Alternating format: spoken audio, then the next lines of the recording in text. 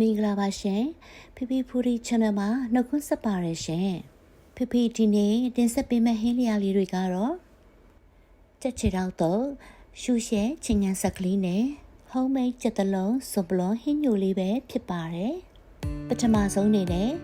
ဟင်းညိုလေးနဲ့အတုပ်သေးကိုထည့်မယ်ဟင်းသီးဟင်းရွက်များကိုစားရည်10မိနစ်ခန့်သို့မဟုတ်မိနစ်20ခန့်စိမ်ပါမယ်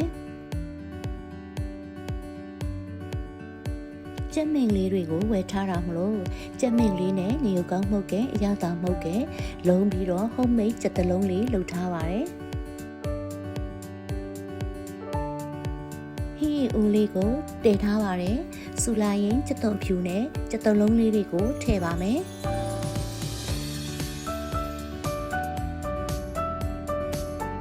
ကြက်တလုံးလေးအကျင့်ကြီးအောင်အဖုံးလေးခဏဖုံးထားပေးပါမယ်ကြက်တလုံးလေးအကျင့်ကြီးသွားပြီဆိုရင်မူလာဥနီအဝိုင်းလေးတွေထည့်ပါမယ်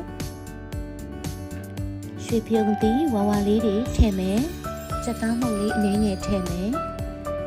ဟင်းရည်နဲ့လေးမှုေးသွားအောင်ပဇွန်ထန်းငံပြားရည်လေးထည့်ပါမယ်ဟင်းရည်လေးချိုးသွားအောင် onion shell ကြက်သွန်အကွင်းလေးတွေထပ်ထည့်ပါမယ်ဟင်းချိုကမုံရင်းတုပ်လေးနဲ့လိုက်ဖက်လို့မုံရင်းတုပ်လေးလည်းထည့်ပါမယ်ဆက်ရှားရှားအရသာလေးဖြစ်အောင်ငရုတ်သီးစိမ့်အနီလေးနည်းနည်းထည့်မယ်နူးညံ့လွယ်တဲ့အမိုးလေးနဲ့ဂျပန်တူဘူးလေးကိုတော့အားလုံးပြီးမှထည့်ပါမယ်နောက်ဆုံးဟင်းရည်အရသာလေးပို့ပြီးတော့လေးနဲ့သွားအောင်စွန်ပလွန်သီးလေးကိုထည့်လိုက်ပါရရှင်ဖိဖိတို့ဟင်းရည်လေးပူပူဆူဆူဖြစ်လာပြီဆိုတော့တရုတ်နန်းနန်းနဲ့ငရုတ်ကောင်းလေးကိုနောက်ဆုံးခတ်လိုက်ပါမယ်ကဲကြက်တလုံးစွန်ပလွန်ဟင်းကျုံမွမွေးလေးရပါပြီရှင်ဟင်းကျုံလေးကစီတစမ်းမှလည်းမပါဘူးအသီးရွက်ကလေးတွေကလည်းစုံလို့ဖိဖိတို့အတွက်အာဟာရပြည့်ဝစေမယ်ကြက်တလုံးစွန်ပလွန်ဟင်းညိုလေးတစ်ခွက်ပဲဖြစ်ပါရဲ့ရှင်ဟင်းကျုံလေးချက်ပြီးသွားပြီဆိုတော့ကြက်ချရောက်တုပ်လေးအတွက်ရေရင်းဆူဆူမှာကြက်သွန်ဖြူလေးနဲ့အတူကြက်ချရောက်လေးတွေကိုပြုတ်ပါမယ်နူးလာတဲ့ကြက်ချရောက်လေးတွေကိုဆဲပြီးတော့ရေအေးတဲ့ကိုထည့်ပါတယ်အတုပ်ထဲထည့်မယ်အစာပလာလေးတွေဖြစ်တဲ့ကြက်သွန်လေးမြို့သီးစိမ်မုံလာဥလေးတခွားသီးခန်းကျင်သီးလေးတွေကအားလုံးအစင်သစ်ဖြစ်ပြီဆိုတော့အတုပ်ကလေးကိုတုပ်လိုက်ပါမယ်ရှင်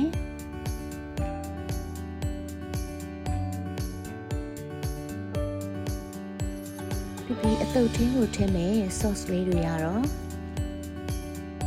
green chili lime sauce လေးရယ်ကြက်ဖားဆက်ဆန်း sauce လေးရယ်ခရမ်းချစ်သီး sauce လေးရယ်အားလုံးကိုထည့်ပါမယ်ရှင်ညံပြာရည်လေးလည်းအနည်းငယ်လောင်းပါမယ်ချက်သားမုတ်လေးလည်းထည့်ပါတယ်အစာပလာမျိုးစုံရဲ့ဆော့ကလေးတွေမျိုးစုံနဲ့စုံသွားပြီဖြစ်တဲ့အတွက်အတုပ်ကလေးကိုနယ်လို့ရပါပြီ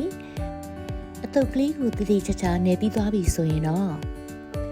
ကြက်ချီတော့ရေကုန်တော့ချင်းငန်းဆက်ရှူရှူရှဲရှဲလေးရပါပြီရှင်အခုဖိဖိတုပ်တဲ့အတုပ်ထဲမှာရောဖိဖိချက်တဲ့ဟင်းညိုထဲမှာရောစီမပါဝင်တာမို့စီလွတ်တဲ့ဟင်းလျာလေးတွေပဲဖြစ်ပါရဲ့ရှင်အစားအစာနဲ့ပတ်သက်ပြီးတော့ diet လုပ်ခြင်းသူများစီပါဝင်မှုနည်းတဲ့အစားအစာများကို